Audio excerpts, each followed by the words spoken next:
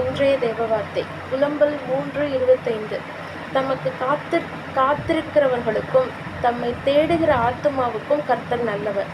இன்றைய வசனத்தில் தேவனுடைய நன்மைகளை ஒப்புக்கொள்கிறார் இந்த புத்தகத்தை எழுதியவர். பாடுகள் உபத்திரவங்கள் மத்தியிலும் அவரை தேடுகிறவர்களுக்கு தேவன் கூட இருந்து நன்மை செய்கிறவராய் இருக்கிறார் என்று இன்றைய வசனம் சொல்கிறது. பரிசுத்த வேதாகமம் முழுவதும் தேவனுக்காக காத்திருப்பது என்பது பொறுமை, நம்பிக்கையோடு தொடர்புடையதாய் இருக்கிறது. இது நாம் பாடுகளை அனுபவிக்கும் போது அவருடைய வாக்குத்தத்தங்களை விசுவாசித்து தேவனிடத்தில் முழுவதுமாக சரணடைவதாகும். தேவனை தேடி அவருக்காக காத்திருப்பவர்களுக்கு தேவன் நன்மை செய்கிறவராய் இருக்கிறார். நன்மை செய்பவர் என்பது ஆறுதலின் ஆதாரமாய் இருக்கிறது. தேவனுக்காக காத்திருப்பவர்களுக்கு தேவன் நல்லவராய் இருக்கிறார்.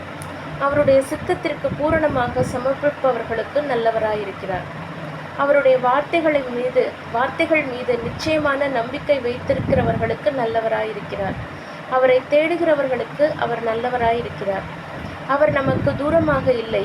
நாம் முழு இருதயத்தோடும் தேடும்போது அவர் நமக்கு அவரை வெளிப்படுத்தி நல்லவராயிருக்கிறார்.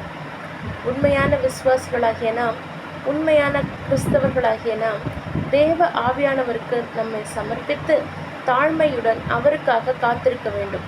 நமக்கு எதுவும் புரிந்து கொள்ள முடியாத போதும் அவருடைய கிருபையின் வார்த்தைகள் மீது நம்பிக்கை வைப்பவர்களுக்கு தேவன் நல்லவராய் இருக்கிறார். தேவனுக்காக காத்திருப்பவர்களுக்கு தேவன் நன்மையானதை தருகிறார். கர்த்தர் உங்களை ஆசீர்வதிப்பாராக.